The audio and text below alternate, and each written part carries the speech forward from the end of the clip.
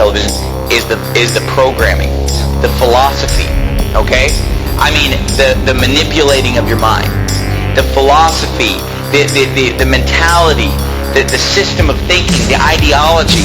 That's what's wrong with television. That's what's wrong with movies. That's where they're really getting in your head. Take, for example, Walt Disney, right? And many people that will preach against the TV, they'll preach against the movies, they'll preach against Hollywood because it's obvious that stuff is bad. But then they'll say, well, we watch Disney movies. And I've been to the home of preachers and Christians who would never watch TV or the movies, but yet they have the whole library of the Walt Disney movies. You know those white plastic cases? And they have them all lined up. And I mean, they have tons of them lined up. Scores. I don't know how many there are, but there's hundreds of them. They have them lined up and lined up. And they have their kids watching those movies all day long. I'm going to tell you, I'm going to prove to you right now that those movies are wicked. Say, what? Disney movies? Come on. You're crazy. They're rated G. Well, let's see. First of all, did you know this? Did you know that Disney movies are filled with subliminal messages? Subliminal messages. Now, what are we talking about tonight? Sorcery. What are we talking about tonight? Getting inside your mind and messing with you. Controlling your thought process by supernatural means or demonic means. Or hey, I'm going to tell you something. Disney movies are filled with subliminal messages.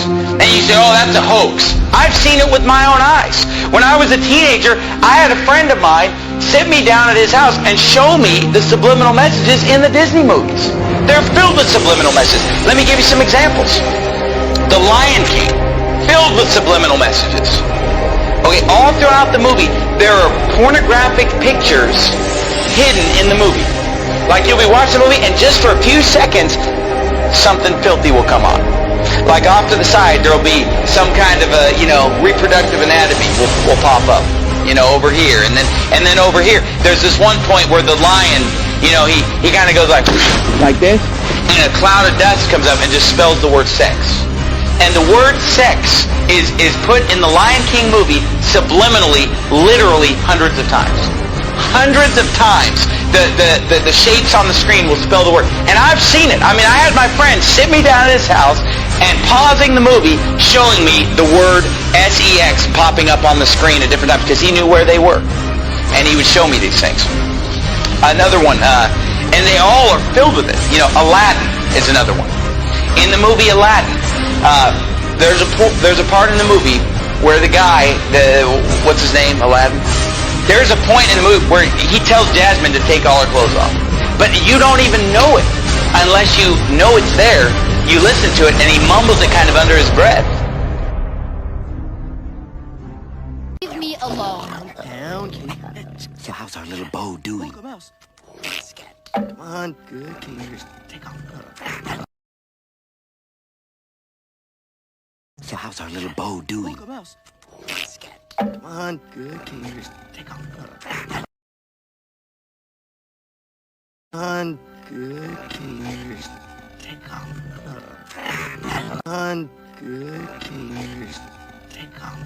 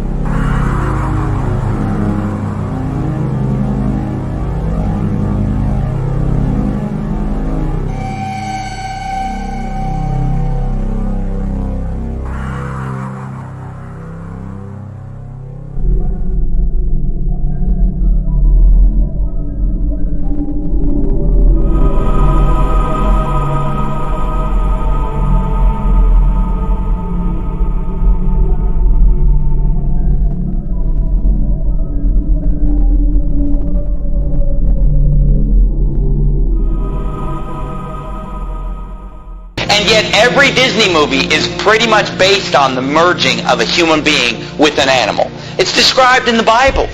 And the movie The Little Mermaid, you know, she's topless the whole time, right? She's just wearing like a bikini top. How is that? Is that how you want your daughter to dress? Is that, oh, but there's no cussing, there's no nudity. Do you want your daughter going around in a bikini top?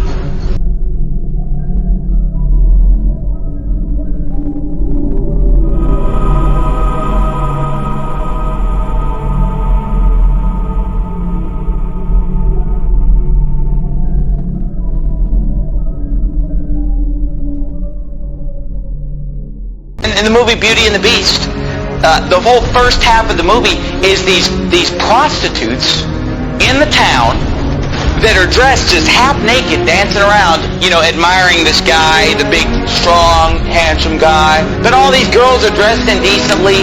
They're obscene in their gestures, subliminal messages, and then the whole movie is basically just exalting a certain physical standard of appearance. Beauty and the Beast is a movie about a woman who falls in love with an animal. And in the movie they keep acting like, well, he's just ugly. He's not ugly, he's an animal. But there's a difference between being ugly and being a beast, being an animal. And if you've seen the cartoon, it's an animal. It's like a dog. It's like a big dog man or something. I mean, it's clearly an animal, and yet she falls in love with him while he's an animal. You know, only when she kisses an animal does he become a human being.